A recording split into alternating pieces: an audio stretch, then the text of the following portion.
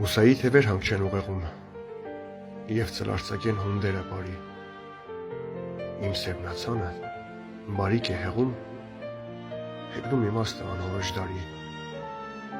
իմ սևնացանը հունդեր է բաշխում, նրանք ընկնում են ծերպերում քարի, մի մասը ճամփի եզրին ընկնում,